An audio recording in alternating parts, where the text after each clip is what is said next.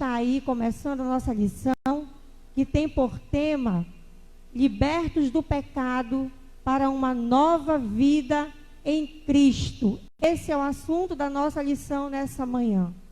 Uma lição que vem trazer edificação para a nossa vida. O nosso texto áureo está em Efésios, capítulo 2, o verso 4 e 5, que diz assim a palavra do Senhor: Mas Deus, que é riquíssimo em misericórdia, pelo seu muito amor com que nos amou, estando nós ainda mortos em nossas ofensas, nos vivificou juntamente com Cristo. Esse é o nosso texto áureo. A nossa verdade prática diz assim: por meio da maravilhosa graça divina, fomos libertos do pecado, perdoados e salvos da condenação, e ainda recebemos o direito à vida eterna. Essa lição de hoje, ela vai estar assim baseada, enfocada em uma palavra chamada graça. A graça que vem de Deus para as nossas vidas. A graça de Deus sobre a humanidade. E para você que ainda não sabe o significado da palavra graça, significa favor não merecido ou favor imerecido. Essa lição tem tudo a ver com a graça divina, que foi um favor não merecido de Deus para a humanidade, para mim e para você. Vamos então para a nossa introdução. Já vai deixando o seu comentário, vai aí compartilhando, você que ainda não compartilhou, com os seus amigos, para que possam assim ser edificados nessa manhã. A nossa leitura bíblica está em Efésios, capítulo 2, do 1 ao 10. Vamos ler juntos nessa manhã? Acompanhe aí na sua casa, acompanhe aí meus irmãos que estão aqui comigo na igreja. Se você não tem lição, abra sua Bíblia em Efésios 2, 1 ao 10, que diz assim: E vos vivificou, estando vós mortos em ofensas e pecados, em que, noutro tempo, andaste, segundo o curso deste mundo, segundo o príncipe das potestades do ar, do Espírito que agora opera nos filhos da desobediência, entre os quais todos nós também, antes andávamos nos desejos da nossa carne, fazendo a vontade da carne e dos pensamentos, e éramos por natureza filhos da ira, como os outros também. Mas Deus, que é riquíssimo em misericórdia, pelo seu muito amor com que nos amou, estando nós ainda mortos em nossas ofensas, nos vivificou juntamente com Cristo. Pela graça sois salvos. E nos ressuscitou juntamente com Ele.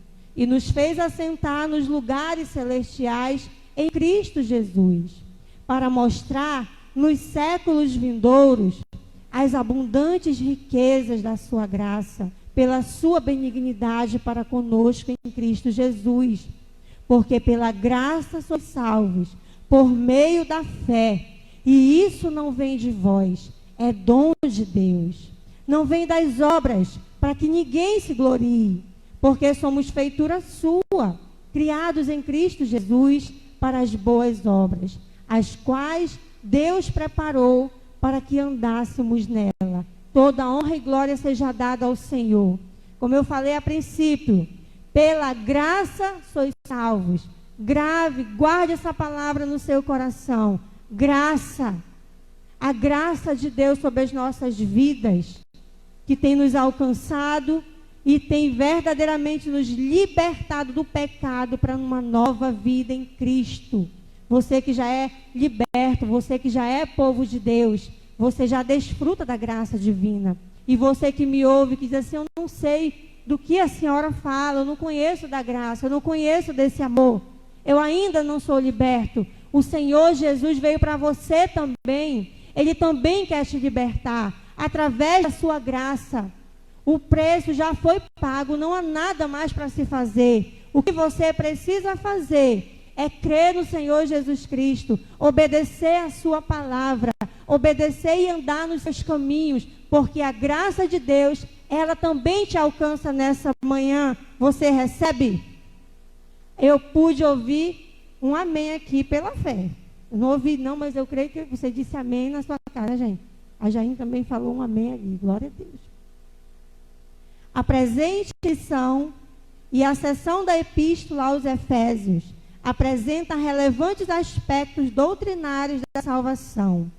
Nela, o apóstolo descreve a libertação dos pecados como um favor imerecido dado por Deus aos salvos, a fim de que eles desfrutassem de uma nova vida em Cristo. Mais uma vez aqui, enfatizando essa obra redentora de Cristo sobre as nossas vidas, sobre a humanidade. E aqui eu não posso deixar de fazer um breve comentário, um breve resumo dessa obra. Quando Adão, ele peca no Éden, toda a humanidade, ela carrega um peso da maldição do pecado sobre a sua vida. Tinha que algo ser feito para nos redimir, para dar uma chance à humanidade de redenção, de justificação. Aí então, através da graça divina, o Senhor Deus, ele envia o seu Filho amado Jesus Cristo para morrer por mim e por você, nos dando então o direito de quê? De redenção, de purificação e de vida eterna. Glória a Deus por isso. Através da graça divina, nós somos alcançados e nós temos o direito de viver uma nova história. Se Jesus não tivesse feito o sacrifício que fez, eu e você já estaríamos com a condenação decretada. Não havia mais nada a ser feito. Meu querido e minha querida, já estávamos então predestinados a ir ao inferno e morrermos eternamente. Mas, como eu já disse, através da graça divina, da morte de Cristo, do preço que foi pago na cruz, nós fomos alcançados. Ele nos amou porque nós merecemos? Não, porque Ele simplesmente nos amou. Com as nossas falhas, com os nossos defeitos, imperfeições, o Senhor olhou para mim e para você e nos amou. E decidiu então realizar essa obra redentora por mim e por você, sem nada em troca. Não há nada que eu e você possamos fazer para pagar o que Jesus fez. Não há nada, não há nada. Ele fez por amor, simplesmente por amor. O ponto 1 diz assim: a antiga natureza morta em ofensas e pecados. No início da epístola, o apóstolo Paulo lembra que antes da regeneração estávamos mortos em ofensas e pecados e éramos por natureza filhos da ira. A nossa condição anterior era dessa forma. E ele nos vivificou, estando vós mortos em ofensas e pecados. Diz o primeiro versículo, a palavra ofensa, do grego paratoma, tem um sentido de passo em falso, de forma deliberada. O termo para pecado é emartia, o qual descreve como aquele que erra o alvo, ou seja, pecado significa aquele que erra o alvo. Em vista disso, o homem em sua natureza decaída é diagnosticado como morto, ou seja, uma declaração da real condição das pessoas sem Deus. Por mais que muitos não queiram aceitar, não queiram admitir, a verdade é a palavra de Deus. E ela nos dá essa certeza, ela nos afirma que o homem sem Deus, o homem sem Jesus, ele está morto espiritualmente. E quem tem Deus no coração, em contrapartida, está vivificado pela graça divina. Eu torno a dizer a você que ainda não tem Jesus, que ainda não reconheceu o Senhor como teu Salvador, o receba, porque a graça divina te alcança nessa manhã também. Vamos dar continuidade. O conceito é de morte moral e espiritual provocada pelo pecado, porque inevitavelmente o pecado separa o homem de Deus. Tal qual um corpo inerte, a natureza pecaminosa impede o homem de ouvir e obedecer à voz de Deus.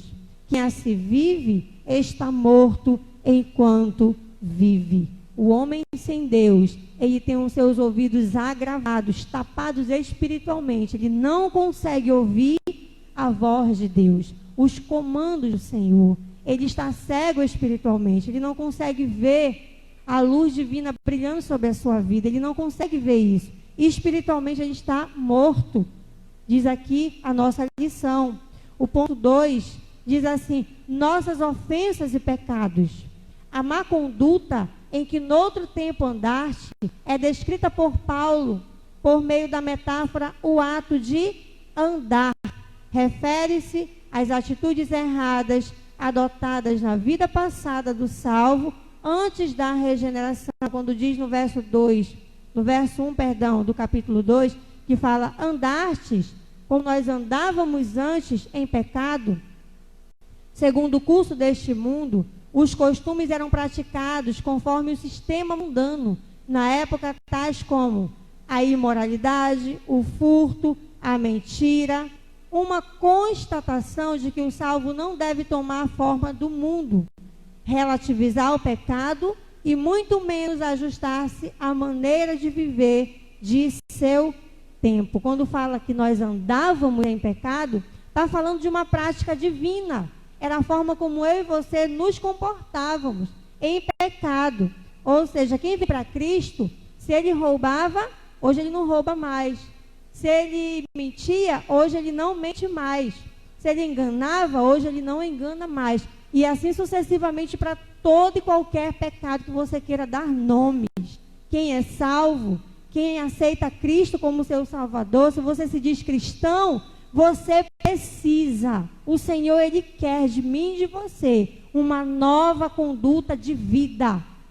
Faça uma análise na sua vida. Façamos uma análise em nosso viver. Será que realmente eu que me digo salvo, alcançada pela graça divina, eu tenho vivido um caráter numa nova conduta de vida que agrade ao Senhor, em integridade, em santidade?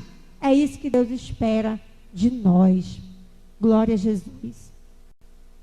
O 2:2 diz assim: andaste segundo o príncipe da potestade do ar. Uma alusão a Satanás, que exerce autoridade sobre os poderes do mal. Indica que os agentes malignos têm a capacidade de influenciar os homens desobedientes e incrédulos. Nesse mesmo versículo, primeiro, fala que nós andávamos, ou seja, tínhamos uma conduta de vida baseados em quê? Influenciados por quem?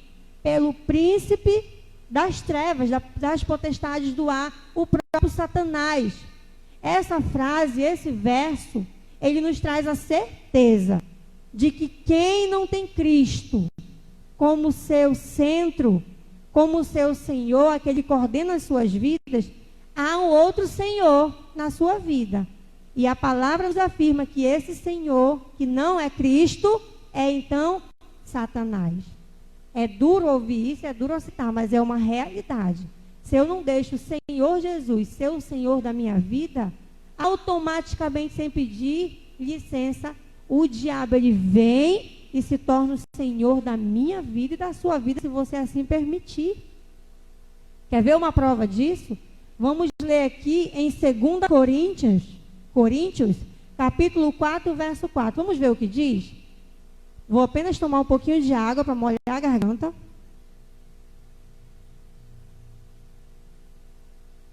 Amém?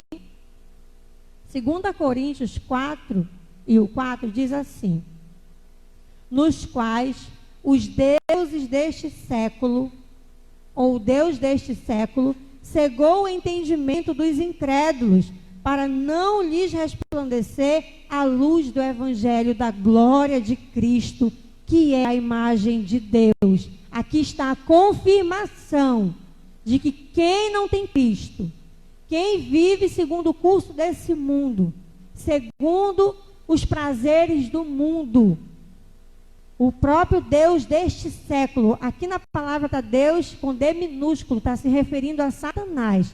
Ele vem cegar o entendimento dessas pessoas que não querem andar com Cristo. Então aí está a confirmação de que o diabo, ele tem esse poder de cegar a mente daqueles que não se submetem à vontade de Deus e ao senhorio de Cristo. A síntese dessa primeira parte que nós lemos, uma frase aqui grifada, sustentada, diz assim: Deus não se mostra apenas misericordioso, mas abundante em misericórdia. Ou seja, Deus, ele não tem apenas compaixão, ele tem riquíssima compaixão da humanidade. Ele não quer que nenhum se perca, quer que todos tenham conhecimento da verdade e venham aceitar Cristo como seu Salvador único e pessoal. Mais adiante da carta, Paulo alerta que a nossa luta é contra tais seres do mal. Contudo, não é necessário temer, pois Deus exaltou Cristo acima de todos eles. Não é necessário temer essa influência do mal se nós temos Cristo como nosso Senhor.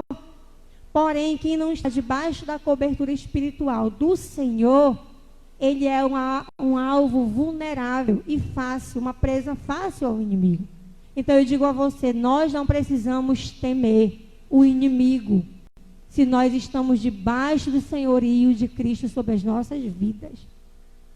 Mas se eu não tenho Cristo como minha cobertura, eu preciso ter cuidado, porque eu sou um alvo muito fácil para o inimigo. Não posso bater no peito e dizer, eu não tenho medo do diabo, se eu não me submeto à vontade de Deus, se eu não tenho Cristo como meu Salvador, se eu sou apenas um simpatizante do Evangelho, se eu apenas gosto de ouvir músicas gospel. Não! Eu preciso dizer, sim, eu não tenho medo do inimigo, se eu me submeto à vontade de Deus, se eu vivo uma vida de santidade, verdadeiramente, se eu sou liberto do pecado e vivificado pela graça divina sobre a minha vida, aí sim eu não preciso temer, porque Deus, ele é maior que tudo. Deus, ele é mais forte que tudo. Não há potestade, não há inimigo que possa combater com o nosso Deus, porque ele é maior. Ele é maior, ele é soberano. Glória a Jesus. Entretanto, aprove ao Pai nos eleger e nos predestinar para filhos de adoção. Filhos de adoção se trata de quando Cristo, ele veio para quem? Para o que eram os seus. Ele veio para o que eram os seus, mas os seus não os receberam. Está no livro de João. Mas todos quantos o receberam, deu-lhes o poder de serem feitos filhos de Deus. Então, a graça de Deus, ela se expande a toda a humanidade, não só aos judeus. Toda a humanidade, de norte a sul, de leste a oeste, que reconhecer Cristo como Salvador, o Senhor Jesus, ele abre os seus braços e o abraça. Abraça essa pessoa, esse ser humano, porque se estende a toda a humanidade. Deus é maravilhoso, ele não faz acepção de pessoas. Ele está aberto, de coração aberto, de braços abertos para receber todos aqueles que o recebem, que o aceitam, que o desejam e que o buscam. Síntese do tópico 1. A nossa condição diante de Deus era caótica. Éramos escravos e estávamos condenados à perdição e morte eterna. Assim era a minha e a sua condição sem Cristo diante de Deus. Mas o Senhor, ele vem e muda essa história. Vamos para o ponto 2. E aqui vou dar uma pequena pausa. Se você tem alguma pergunta, se você tem alguma dúvida a respeito do que foi dito, ou quer acrescentar algo, você pode ir nos comentários. Deixe o seu comentário, a sua pergunta. Se você está sendo edificado com essa palavra hoje, se o Senhor está te tocando, você está recebendo aí a graça de Deus, a unção de Deus através dessa palavra, compartilhe nos comentários, diga glória a Deus. Eu estou aqui recebendo a palavra de Deus. Eu quero aqui um pedido de oração. Se manifeste. fale algo nos comentários, expresse aí o seu sentimento, a sua alegria. Nós estamos aqui para compartilhar a palavra de Deus. Vivificados pela graça, ponto 2. Por ato de bondade e misericórdia, estando nós ainda mortos em pecados, Deus imensamente nos amou. E por isso nos vivificou por meio da sua graça. Ou seja, estávamos mortos e o Senhor nos vivificou. Nos fez ressurgir dos mortos espirituais pela sua graça. Alcançados pela misericórdia do amor divino. O ponto 1 do 2. Diz assim: após constatar a situação da humanidade sob a ira de Deus, Paulo, segundo Efésios, que nós estamos estudando, passa a descrever os atos divinos de amor e de misericórdia que alteraram o quadro caótico da raça humana. Começando com uma conjunção adversativa, o apóstolo declara exultante: mas Deus, que é riquíssimo em misericórdia, pelo seu muito amor com que nos amou. E vamos dar uma pausa aqui. Essa conjunção adversativa e essa enfatização que ele faz, o rico ele faz se tornar riquíssimo em misericórdia, nas palavras do apóstolo, ele está falando da grandiosa misericórdia de Deus.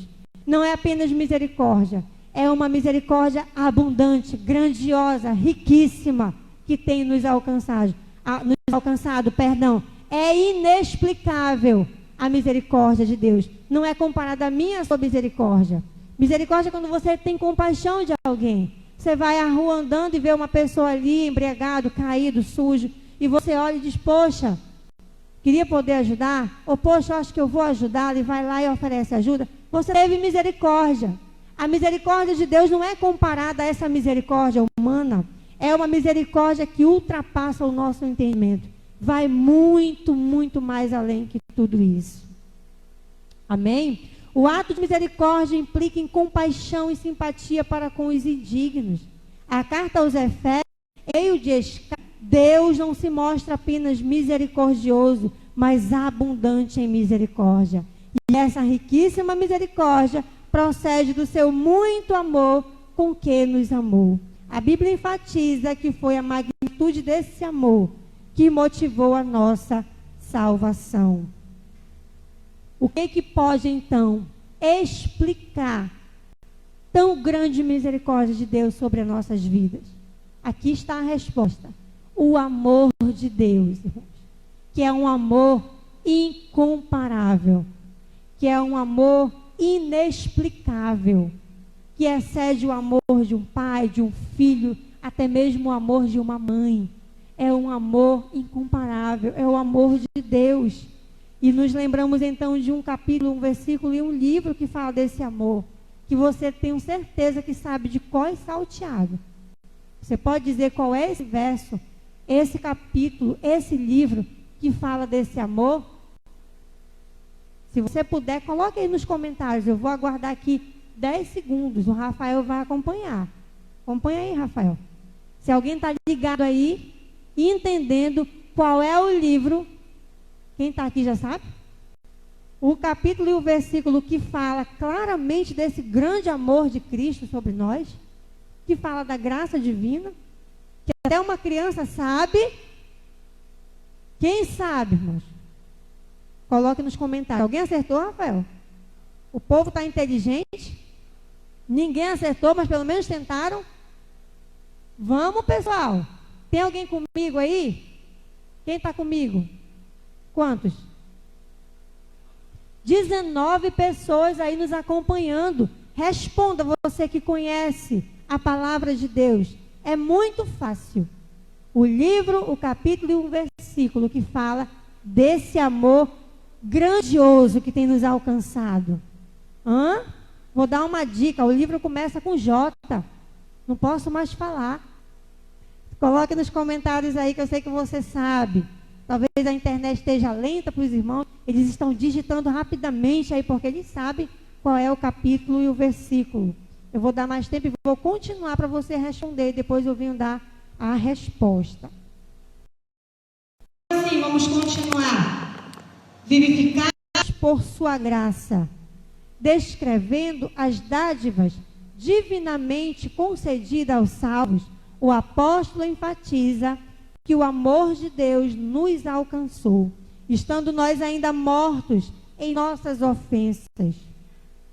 Isso significa que não éramos merecedores desse amor, mas que Deus, mesmo assim, Deus nos vivificou juntamente com Cristo. Essa frase quer dizer que nascemos de novo, está em João 3,3. Não estamos mais mortos, pois Cristo deu a vida outra vez a nós. Fomos vivificados sem mérito algum. Tudo isso foi efetivado por meio da graça divina, o favor imerecido. Vamos de novo aqui falando e ressaltando a respeito.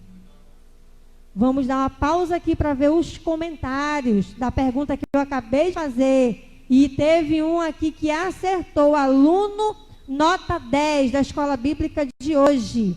É o irmão Jósimo, ele acertou. Glória a Deus, irmão Jósimo. Parabéns.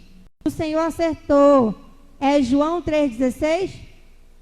Muito bem, o Senhor acertou. Como é que diz João 3,16, irmãos? Porque Deus amou o mundo de tal maneira que deu o seu Filho unigênito, para que todo aquele que nele crê não pereça, mas tenha vida eterna. É isso que diz em João 3,16 e fala da infinita misericórdia e graça de Deus sobre as nossas vidas. O que explica essa infinita misericórdia? O grande amor de Deus. É um amor que não quer nada em troca, não é aquele amor interesseiro, que só ama porque é correspondido. Não, o amor de Deus, ele não quer nada em troca. Nem temos nada a oferecer por este amor, nada pagaria. Esse grande amor de Deus é inexplicável. Toda honra e glória seja dada ao Senhor. Eu posso hoje aqui sentir a presença de Deus neste lugar, através desse grande amor do Senhor. Aleluia, Jesus. Santo, santo é o teu nome. Aleluia. Vamos para o ponto 3, que fala assim: exaltados por sua graça. O apóstolo dos gentios ainda destaca que o poder de Deus nos ressuscitou juntamente com ele e nos fez assentar nos lugares celestiais com Cristo. Amados, que coisa maravilhosa. Além de Jesus ter morrido por nós, através desse grande amor de Deus, a graça divina nos alcançou, nos dando o direito de mudar o nosso curso de vida. A condenação já estava decretada. O Senhor, ele mudou a nossa história, nos dando chance de salvação e de vida eterna a todos aqueles que creem. Jesus, o Senhor nosso Deus, ele não quer nada em troca. Ele quer apenas a nossa fé, o ato de crer, de o aceitar, de o receber. Nada humano, nada físico, material, dinheiro, ouro, nada disso pode pagar. Uma condição que nos dá esse direito de usufruir da graça divina e da vida eterna é por meio da fé, diz a palavra de Deus. Todos aqueles que o receberam, que crerem nele, terão o direito de serem feitos filhos de Deus. Você crê? Você crê que Cristo, ele morreu por ti e por mim? Você crê que Cristo, ele é o meu e teu Senhor? Você assim o recebe? Se você assim o recebe, você tem direito de usufruir do sacrifício da cruz, de usufruir da graça divina. Você tem direito à vida eterna. Glória a Deus por isso. Diz que ele nos fez assentar em lugares celestiais com Cristo. Além de sermos salvos, além de termos vida eterna, nós temos então privilégios, bênçãos espirituais.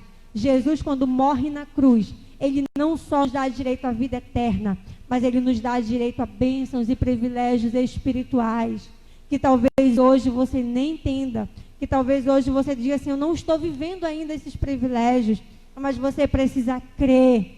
Quem crê não vê, quem crê acredita primeiro para depois ver. Creia, Porque o Senhor, Ele conquistou para mim e para você lugares altos, bênçãos tremendas, coisas abundantes. A Bíblia diz que nem olhos viram, ouvidos não ouviram, e jamais subiu ao coração do homem aquilo que o Senhor tem preparado para aqueles que o amam. Para aqueles que o amam. Síntese do tópico 2 diz assim: o pecador passou da morte para a vida por meio da graça divina, concedido por obra da misericórdia e do grande amor de Deus. Aleluia. Vou lançar mais uma pergunta para que você venha participar, para que você não venha sair da nossa live e depois voltar. Não, continue conosco. Nós estamos estudando aqui um livro da Bíblia. Eu falei no começo, até mandei você abrir. Qual é o livro da Bíblia que nós acabamos de fazer a nossa leitura bíblica, que foi escrita por um apóstolo? Nós estamos aqui esmiuçando ele. Sabe já qual é?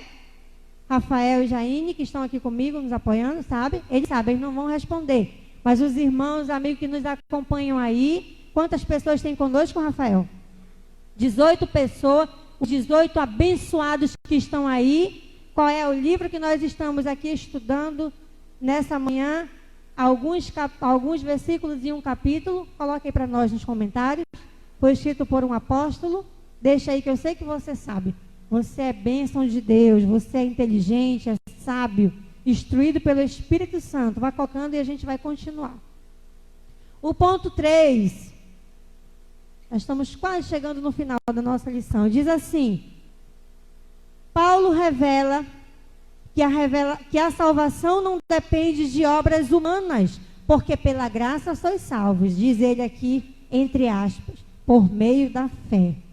Porém, uma vez salvo, o crente deve praticar boas obras. Eu vou dar uma pequena pausa aqui, nós vamos falar um pouco sobre isso, amados. Boas obras não vão fazer de mim e você salvos. Se eu não aceitar Cristo, o sacrifício de Cristo como Salvador da minha vida e obedecer os seus preceitos, eu não posso ser salvo. Não adianta eu esmolar, não adianta eu abençoar com cestas básicas, distribuir sopa, marmitas, se eu não creio no sacrifício da cruz. Se eu não recebo Cristo como meu Senhor, eu posso fazer a maior boa obra dessa terra, não vai me salvar por isso. Porém, eu sendo salvo, o Senhor, Ele espera de mim e de você, que já é salvo, que aceitou Cristo como seu Salvador, que nós venhamos praticar boas obras. Você que já é salvo, Deus espera de você que você venha ajudar o teu próximo, que você venha estender a mão, que você venha usar de misericórdia com aqueles que precisam. Não que isso vá te salvar, mas isso é uma conduta do salvo. Isso vai agradar o coração de Deus. Quem é salvo deve seguir uma conduta de vida baseada em misericórdia, em bondade, em amor. Deve imitar o seu Senhor. E quem é o nosso Senhor? É Cristo. Ele, quando andou nessa terra, ele demonstrou misericórdia e amor para com todos, sem fazer exceção. Perdão. Mas assim o Senhor espera de nós, que nós venhamos exercer um bom caráter, como bons filhos, que se espelham no seu Pai, que é Cristo. Amém? Porém, as obras não salvam e nem ajudam a salvar. Mas o salvo pratica boas obras. Quem não é salvo, o que faz então? Primeiro aceita Cristo como Salvador. Reconhece que é um pecador que necessita da graça divina, do favor imerecível de Deus sobre a sua vida. Aí então depois, meu amado, pode continuar fazendo suas boas obras, que você, além de praticar boas obras, está salvo. Mas se contrapartida apenas praticar boas obras, você não está salvo, antes de reconhecer o sacrifício da cruz. Amém? Vamos lá para o nosso 2 do ponto 3, que diz assim: obras como evidências da salvação. Só vai aqui confirmando o que eu já acabei de falar. Antes de começar esse ponto, Rafael, alguém respondeu? Mas glória a Deus, esse aluno tem que ganhar um brinde. O aluno, mas ele acertou? Ele acertou a minha pergunta. Meus queridos, vamos participar, não deixe só o irmão Jósimo responder. Ele respondeu que o livro que nós estamos estudando nessa manhã é Efésios. E ele está certo. Parabéns, irmão Jósimo. E os demais irmãos, vamos participar. Vamos movimentar os dedinhos aí no celular, na tecla do computador, onde você está acompanhando essa live, e participe. Dê glória a Deus, dê aleluia daí de onde você está, que o Senhor, Ele está te vendo onde você está. Ele é um Senhor onipresente que está em todo lugar, amém? Vamos lá. Obras como evidência de salvação. Aqui Paulo usa duas negações para endossar a origem da salvação. A primeira expressão, ele fala, entre aspas, isso não vem de vós. Trata da salvação pela graça que provém de Deus, viu, amados? Ou seja, a nossa salvação, diz Paulo, isso não vem de vós. Não é por nada que nós venhamos fazer. Não tem nada a ver conosco. Tem a ver com a graça de Deus. É de Deus.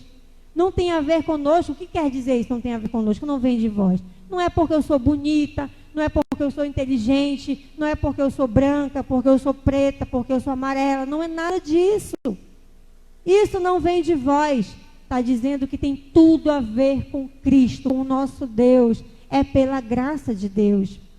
E a segunda enfatização que ele diz ele ratifica que a salvação não vem de obras, o que indica que não se trata, a não se tratar de recompensa de algum ato humano. Essas afirmações excluem a possibilidade de alguém ser salvo por esforço pessoal. Se você ouvir alguém dizer assim, olha, você precisa esmolar 100 cestas básicas para que o Senhor se agrade de ti e te salve.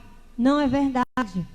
Você precisa dar uma oferta de R$1 milhão para você ser salvo. Não é verdade. Você precisa dar no envelope o valor de R$1.000 para que você seja salvo, teu nome seja então escrito no livro da vida. Isso é mentira. Não vem de vós, não é por obras, é pela graça, é pelo amor do Senhor sobre as nossas vidas, um amor incomparável e imensurável. É um amor, como diz o louvor, impressionante e ousado, amor de Deus. É através desse amor, não é por nada que eu e você venhamos fazer, não é por nada que eu e você venhamos merecer. É pelo amor impressionante e incomparável do Senhor.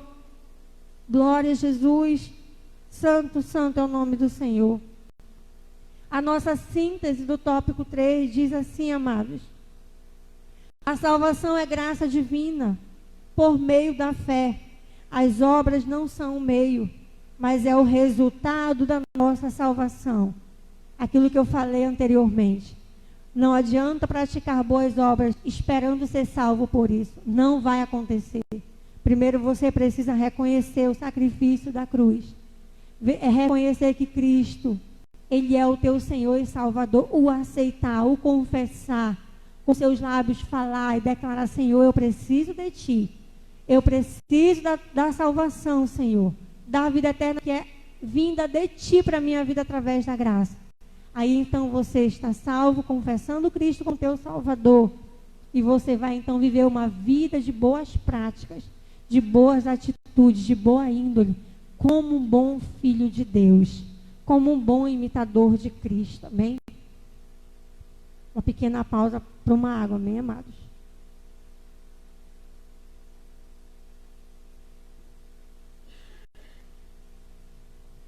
Aleluia. Em João 1, foi um versículo que eu citei agora há pouco. Vou apenas deixar a referência certa para você. E o que diz lá em João 1:11, perdão. João, capítulo 1 e verso 11. Diz assim: Ele veio para os que eram seus, mas os seus não o receberam. Mas todos quantos receberam, deu-lhes o poder de ser feitos filhos de Deus. Eu citei esse versículo na lição, mas não falei aqui a referência correta. E a referência correta é João, capítulo 1 e o verso 11. Quem são os seus, que diz aqui nesse texto? São os judeus natos, os judeus legítimos. E quem são esses? A todos quantos o receberem Cristo. Ele está expandindo para mim e para você, para mim e para você. A todos quantos o receberem ou receberam, deu-lhes o poder de serem feitos filhos de Deus. Deu-lhes o direito, nós temos o direito no reino espiritual de serem feitos filhos de Deus. Então, quando você aceita Cristo no reino espiritual, você está adquirindo o direito de ser filho de Deus. O diabo, ele sabe disso. E no ato da tua confissão e da minha confissão, ele olha e estremece, diz assim: naquele não posso mais tocar, naquele eu não mando mais, porque agora ele tem um Senhor que é Cristo. Ele precisa respeitar essa lei no reino espiritual. E eu e você precisamos conhecer as leis espirituais para então tomarmos posse das bênçãos que o Senhor já conquistou por nós. O áudio está bom? Está muito baixo?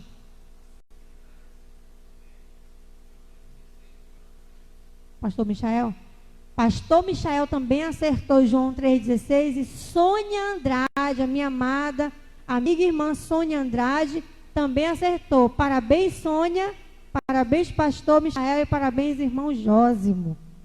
Os alunos estão bem participantes, né, nessa manhã. Glória a Deus. Vamos para a nossa conclusão? A nossa conclusão diz assim: antes da regeneração, nós éramos filhos da ira e condenados à perdição eterna. Mas por ato do amor divino, por meio da sua maravilhosa graça, nos tornamos filhos por adoção.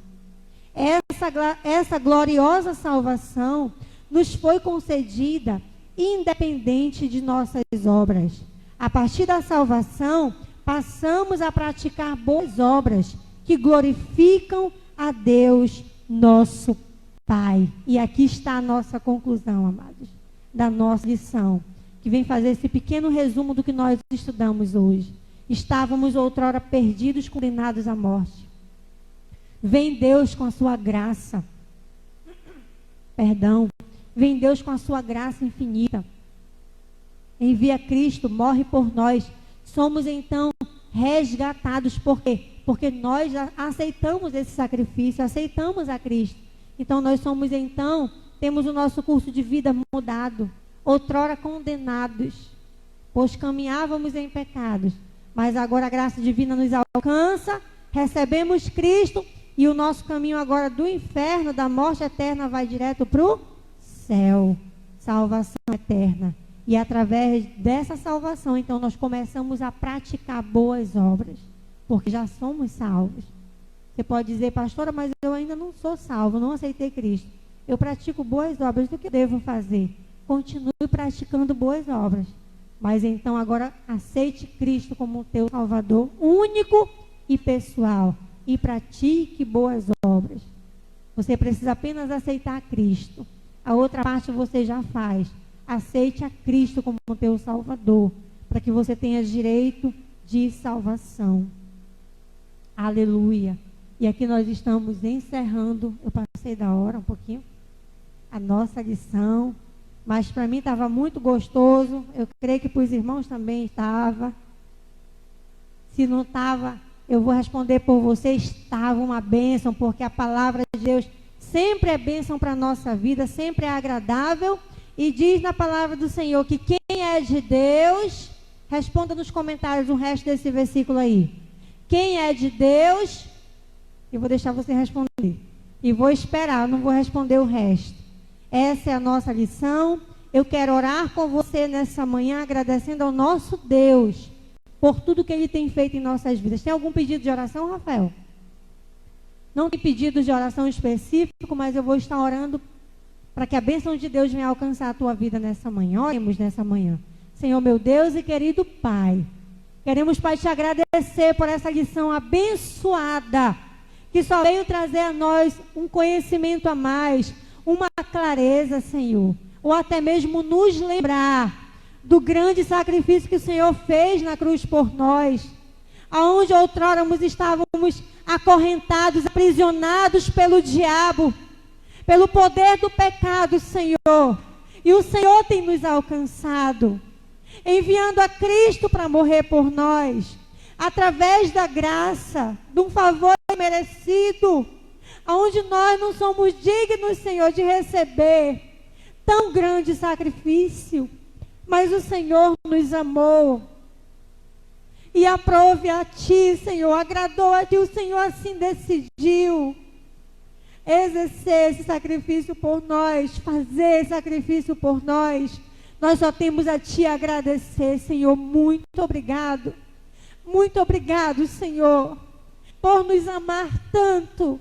Muito obrigado, Senhor, por vir a este mundo morrer por nós, passar por tudo que o Senhor passou, por ser açoitado, ser cuspido, humilhado, por amor a mim, por amor ao meu irmão que me acompanha, por amor a toda a humanidade, sem exceção de nenhum, sem exclusão de nenhum. Pai, obrigado, Senhor.